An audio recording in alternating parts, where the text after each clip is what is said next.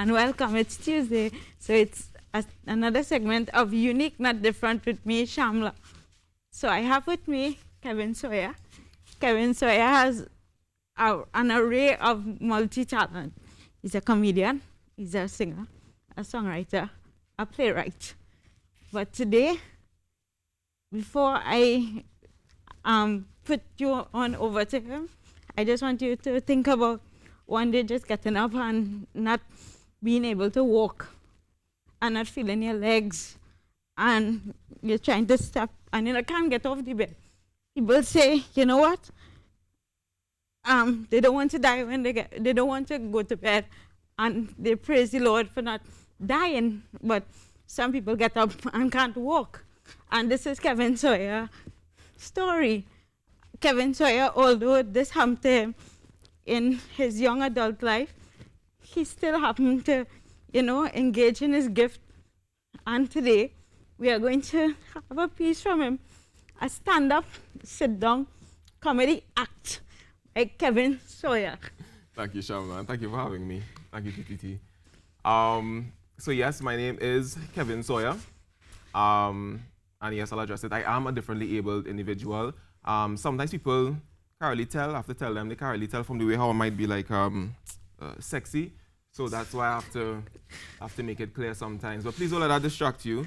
It hasn't kept me back from doing things. I study, I work, I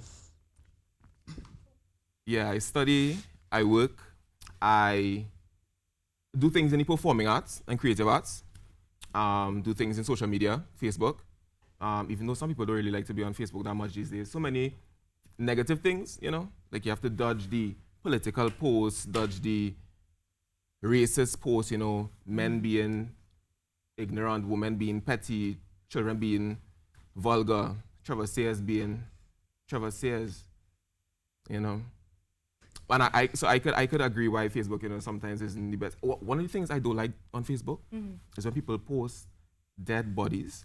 Like for some, it really turns me off. I don't mean an accident just happened and they post one. I mean like in the casket. Like the other day I was scrolling through and I saw somebody posted their actual dead grandmother on Facebook. I mean, pale, dusty, funeral ready. And I got angry. I was halfway through typing a very, very angry message when I realized it was just a picture of Ian Allen and I should have paid better attention. It was my fault. I didn't look too well. One of the things with having a disability, I don't know if other people experience this as well, but dating. So you go out, you're dating, people looking at you first, they watch you like, oh, well, good for you, look at that. Well, nice. True. But they're also looking at the date to see what's wrong with them. because I have a disability now, they're looking to see, okay, so what's wrong? Because I had a date within my species. And I'm married within my species, and then we go on to procreate another disabled. Like we go for the ultrasound and the doctor will be like, if you look right there, you'll see a little wheel. And the girl is there like, but Kevin, you look like you in truth. I feel in a role, that kind of thing. Sometimes people come up, they get a bunks for no reason. Hey, on a date, nice man, good for you, good for you, good for you. One time this guy was like, so what's your disability to my date? She went off on him, she got so upset. The kind of thing she tell him, Shamla, she tell him all kind of thing. Oh, I can't even repeat that on television. Because I don't know sign language, but she tell him all kind of things, Shamla. I just tell her to calm down, like relax. Don't, at least put on the bread, Don't talk with your handful, you could choke. She was just so upset. Of course, there's just a little bit of light-hearted humor for my hearing impaired brothers and sisters, It's no teasing, no bullying. I don't approve of, I hate bullying. I don't stand for bullying at all. It's something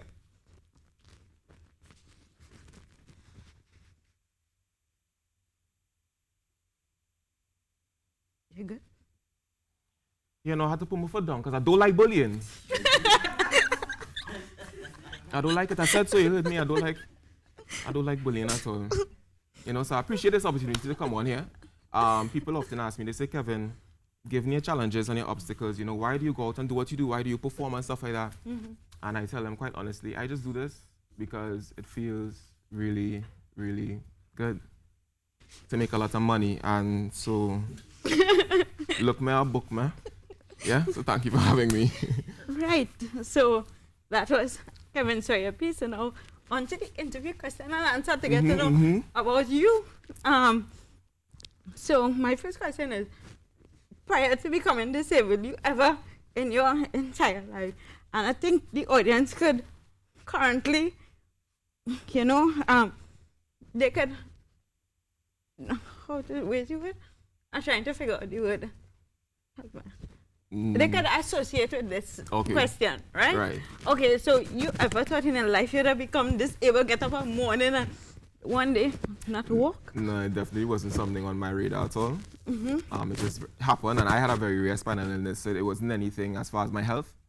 It wasn't anything. What is your spinal illness? Yeah, it's called transverse myelitis. Okay. So basically, my immune system attacked the nerves in my spine, causing paralysis initially from the neck down. So I was in the hospital for a year and 3 months. Right. It was a lot of, you know, rehabilitation and reintegration and stuff like that. So yeah, it was.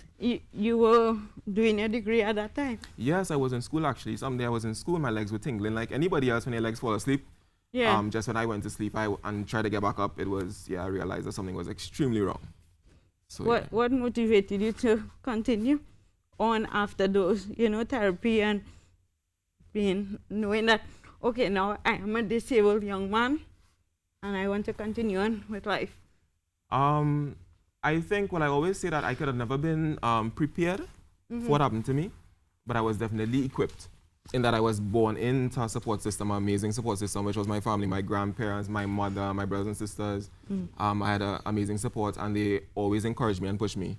And I was fortunate enough to be around some really great nurses, some other great patients, everyone who saw something in me and were adamant that I go back out into the world. They were adamant about me being reintegrated and me still doing things, you know. So I had a lot of great support, and I think within myself as well, I wasn't satisfied to just be home and not take on challenges. I'm happy to go out and do that. You also do theater?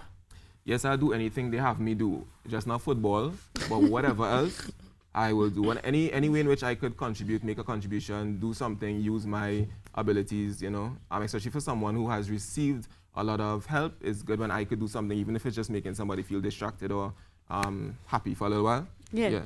If you could have one thing happen to you in this life that you would wish for, what would it be? One thing, just one. I know there's a hard question. Shamla, will you come out with these heavy questions this early morning, Shamla? Your brain's supposed to be working good now. One thing to happen. I guess it would have to do with my health, you know, to be able to be fully functional and stuff like that. And I'd also wish the same for a lot of my friends and other people who I know who have disabilities as well, and who I know have extreme, amazing potential, great personalities, but based on the infrastructure we have, based on the accessibility situation within our country, they're not even able to get in the door to use their abilities, you know. So I wish for that. I want many wishes. I want accessibility. I want opportunities. I want facilities. I want change. I want. You wish for more wish then. You wish for more wish then. Yeah, I wish for more wish. That is what we're talking about. You're also a songwriter, and we're not getting into this today. Thank you. Because we're having a part 2 for sure with you, so you can come in and perform. But you're also a songwriter and a singer. And I heard one of your songs on social media. It was amazing. Thank you so much. I won't give it away, but guys, I just want to say thank you. Thank you for Kevin, having me. Thank you for coming out so early. And your brain did function so early. Right? So guys, I just want to say thank you and stay tuned for part 2 in the coming weeks with Kevin Soyer, where I would delve into his singing, songwriting, I guess, career. Yeah.